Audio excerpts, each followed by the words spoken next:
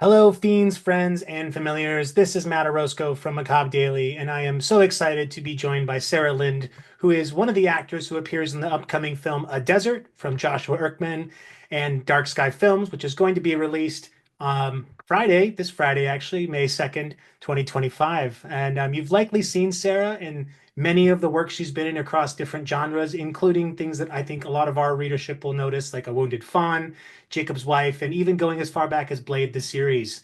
So, Sarah, thank you so much for spending some time with me today. That's my pleasure. Thanks for doing this. Oh, it's an honor on my end. And as a small aside, I actually spoke with Vol, who did the scoring for A Wounded Fawn, like not too long ago, and we talked a lot Cool. about that film and how that kind of influenced the film he did with Jeff Daniel Phillips recently, Kirsten Baja. So Cool. the connections are there. Yep. Well, Sarah, I know we don't have all the time to gush about all the things, but I'm going to jump right into some questions. And the first one is, when you read the role for Sam Clark, what is it that appealed to you about the character? Yeah, I like that her journey is very much one of discovery, that she's outside of the like grimy, mean world that this movie is largely about and is therefore like not expecting at any moment for it to get as bad as it does from moment to moment. And I think that's a really interesting thing to play, discovery and surprise, and then it obviously like culminates in a big mess, and that's really So to fun. speak. Yeah, yeah. Yeah, and it is an interesting role because you are kind of kept at arm's length for a lot of the film, trying to understand what's happened to Alex and bringing on these people, especially the detective who, or the private eye who's like supposed to be helpful, and then you learn some things about him. So it definitely feels like you were, put through the grinder a little bit as far as the anticipation goes. But then, of course, you bear some of the brunt of the film's most intense scenes right up to the end. How do you prepare for things that are kind of so visceral and really, pretty shocking? It's a good question. I The scene that I was most worried about was the one closer to the end at the drive-in, because it's just you are scripted like standing there and just sort of like going through a kaleidoscope of emotions, and I was like, oh man, like this is a tall order. So that I was nervous about for a long time, and then eventually just was sort of like, yeah, just find a place where you just basically like in my own mind call out a feeling and then like feel it and just sort of go into this sort of like dumb state, where Yeah. you're like a baby, kind of like you're just sort of like, oh this and oh this, and anyway. But for like the more intense scene in the warehouse, um you know who among us, I mean, maybe this isn't common, but for me and for a lot of actors, like I could just scream like a lot of the time, you know what I mean? Like, when someone's like, cool, so you're just gonna be like tied to this chair, and like, okay, 1 2 3 lose it, you're like, I'm ready. Like, let's I've got things. I've got things to recall. I'm good to go. Yeah. Yeah. And it is quite, again, you do carry some of the film's kind of big, you do carry a big part of the climax for the film. And it does get pretty intense. I think, one of the things that is most exciting about A Desert is that it does kind of have this delayed almost reward, where you're kind of methodically waiting for what you to understand what's going on, then it kind of happens. Yeah. But you've done so much work in genre before, and I'm curious to know, has there ever been a scene or even content that's part of a script you're like, that's too much for me. Like, I don't think I want to go there. No. Yeah, awesome. Yeah.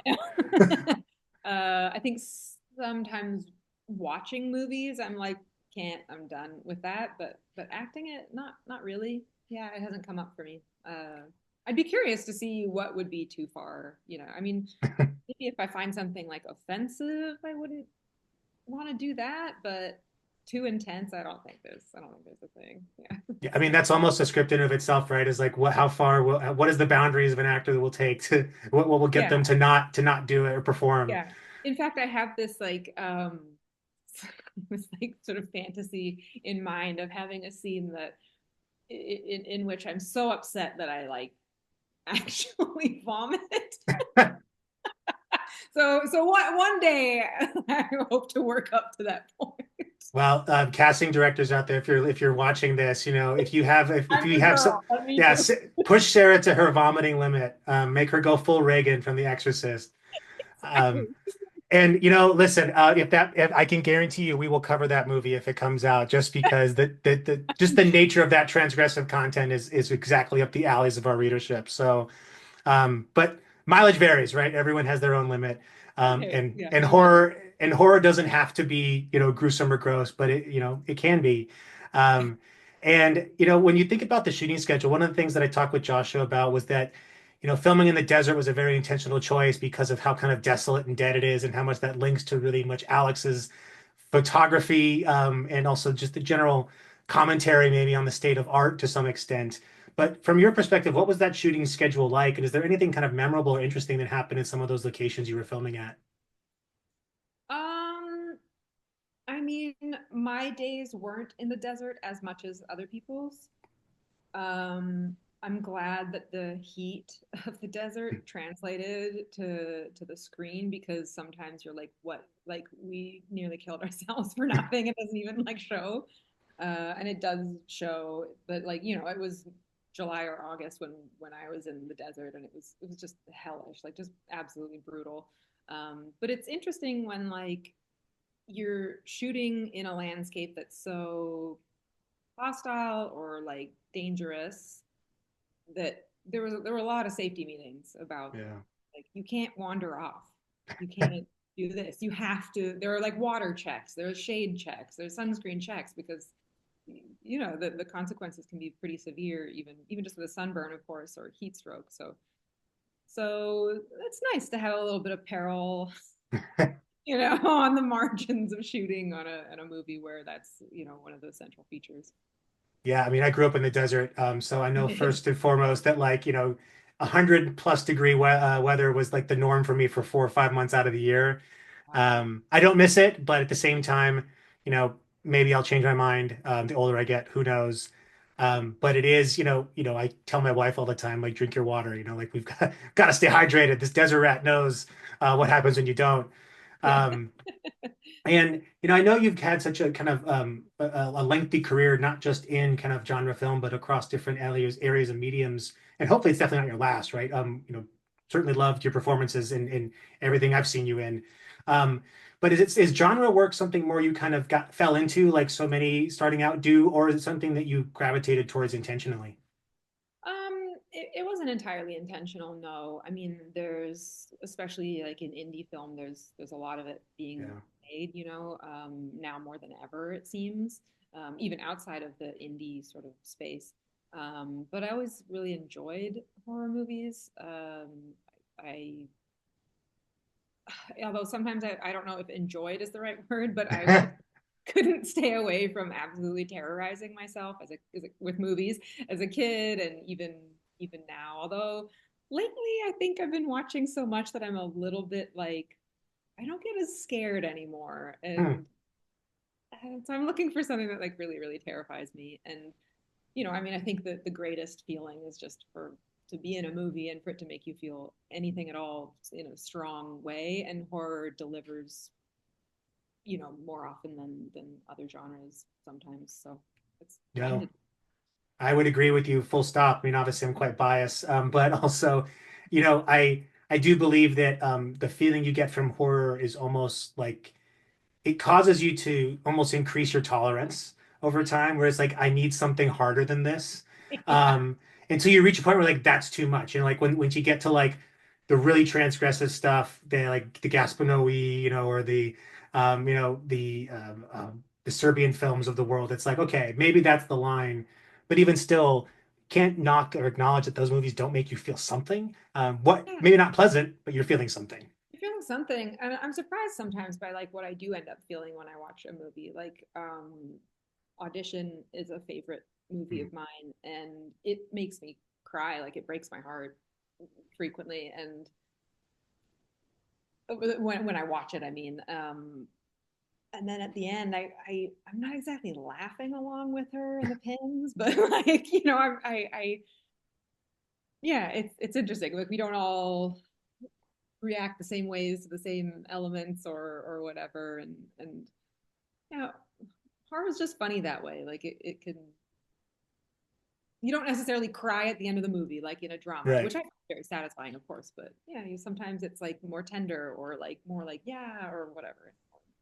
There It's is not a some catharsis, especially in audition. I think as I've gotten older, seeing it when I was younger, you're more shocked by what you're seeing, but then you get older and you realize how the world really works. You're like, oh, you go, girl, you get them. yeah yeah exactly. You're like yeah, I get it, I get Yeah, it. yeah. Like, hey, listen, bad day to be that guy. Yep. Well, my last question for you, Sarah, is sometimes it's a hard one. I don't know. Everyone's a little different, but if you were asked to pair a double feature, make a double feature with a desert, what movie do you think would make a good pairing? Whether it comes first or after, doesn't matter.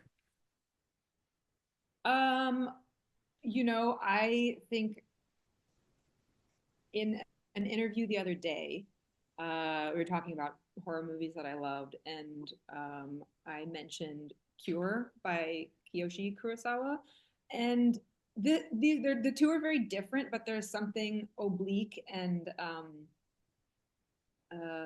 exploring kind of the like broken reality that we live in that isn't answered or being attempted to be answered by the movie. And so I think those two would actually be like a really cool um, double feature. So that's what I'd say.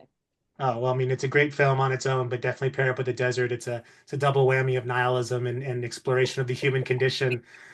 So I don't know, bring some, bring your Prozac or your SNRIs to your to your showing because you might need a double dose. But Exactly. Come have a terrible night with us. yeah, hey, you know what? That's sometimes those are the best nights when you just watch a movie that even if the movie makes you upset or it maybe triggers something in you, it reminds you that that's the point of art is to make you feel, and whether that's laughing out of joy, whether it's crying out of sadness, or guffawing in disgust, whatever it is, Yeah. that's the film going experience. And Sarah, I just want to say thank you so much for your time. You've been a fantastic conversation.